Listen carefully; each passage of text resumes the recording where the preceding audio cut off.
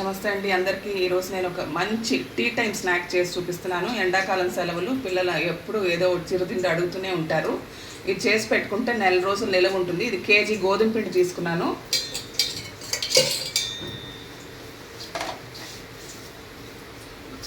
ఉప్పు కొంచెం తక్కువగానే వేసుకోండి, ఎక్కువగా ఉంటే బాగుండదు.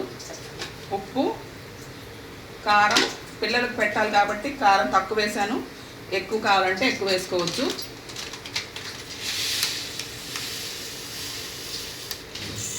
నువ్వులు,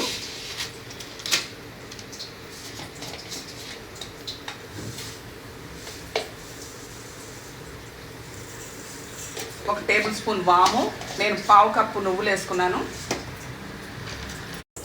ఇది ముందర పొడిపిండిని బాగా కలిపేసుకుందాం.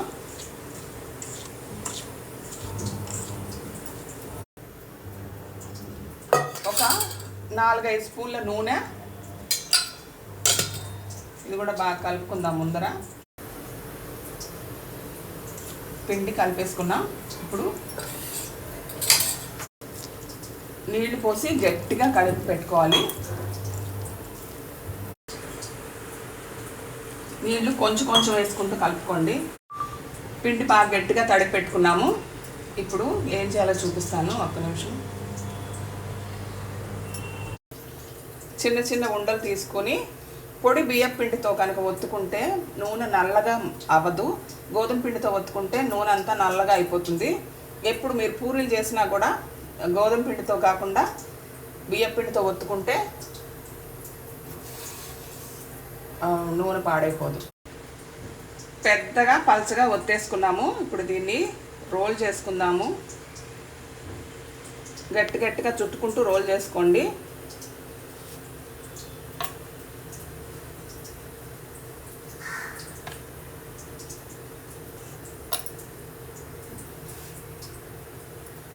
ఇప్పుడు ఇలా చిన్న చిన్న ముక్కలుగా కట్ చేసుకోండి.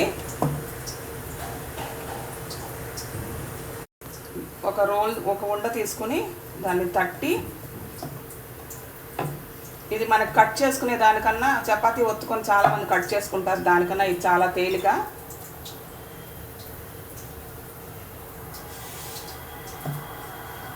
చాలా సన్నగా అన్నీ చేసేసుకుందాము. ఇంకొకటి చూపిస్తాను.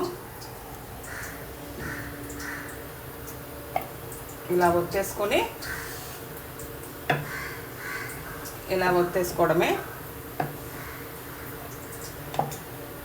కొంచెం పలసగా ఒత్తుకుంటే కరకరలాడుతుంది.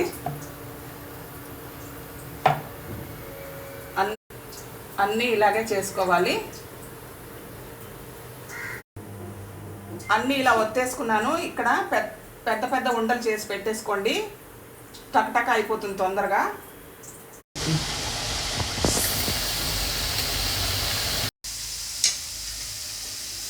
పైన కత్తితో ఇలా ఘాట్లు పెట్టుకోండి, అప్పుడు పొంగవు. వేడి మీద కూడా కరకరలాడుతున్నాయి, చల్లారాక ఇంకా కరకరలాడుతాయి.